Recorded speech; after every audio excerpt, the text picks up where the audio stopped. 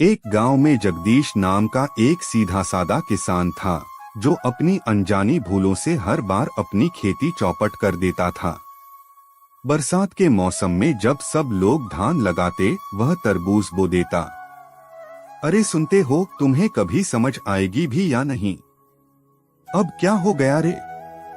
क्यों चिल्ला रही हो? चिल्लाओ नहीं तो और क्या करूं? इस मौसम में जब सभी किसान धान की रोपाई कर रहे हैं, तुम तरबूज उगा रहे हो। देखो देखो, मैंने सोच समझकर ही तरबूज लगाया है। सोच समझकर? आखिर क्या सोचा था तुमने? अब सुनो, जब सब धान लगाएंगे तो तरबूज गांव में कम मिलेगा। सो मैंने सोचा अगर हम तरबूज उगाएंगे तो बढ़िया दाम मिलेगा। हाय राम, तुम्हें होश है क्या? बरसात में कभी तरबूज होता है? अरे क्यों नहीं होता? बारिश में तरबूज नहीं होता क्या? अब मैं क्या कहूँ?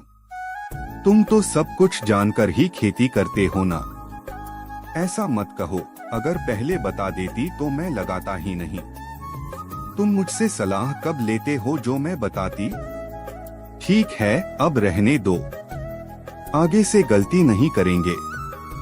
ज्यादा डांटो मत, जाओ मेरी नजरों से दूर हो जाओ। जगदीश की एक बेटी थी, नाम था दिव्या। दिव्या बहुत होशियार और नेकदिल लड़की थी। वह गांव भर में लोगों की मदद करने घूमती रहती। एक सुबह वह एक बूढ़ी औरत के घर के सामने पहुंची तो देखा बुढ़िया रो रही थी। अरे अम्मा, क्यों रो रही हो? क्या हुआ? बेटी मत पूछ, मेरे रसोई घर की छत गिर गई। अब मैं कैसे रहूंगी? अरे छत गिर गई, किसी से मदद क्यों नहीं मांगी? बहुतों से मांगी, लेकिन किसी ने हाथ तक नहीं बढ़ाया। क्या मदद करने से कोई गरीब हो जाता है? चलो मैं देखती हूँ। आप यह सिरा पकड़ो, मैं उठाती हूँ। दोनों ने मिलकर छत ठीक कर दी। वाह बेटी, तेरी अक्ल तो गजब है। तूने मेरा घर फिर से खड़ा कर दिया। माँ, मैं हूं ना, जब भी जरूरत पड़े मुझे बुला लेना। खुश रहो बेटी, सदा सुखी रहो। आप लोगों की दुआओं से ही मैं अच्छी हूँ। अब चलती हूँ, माँ इंतजार कर रही होगी। लेकिन हर रोज ऐसे कामों पर माँ उसे डांट देती थी।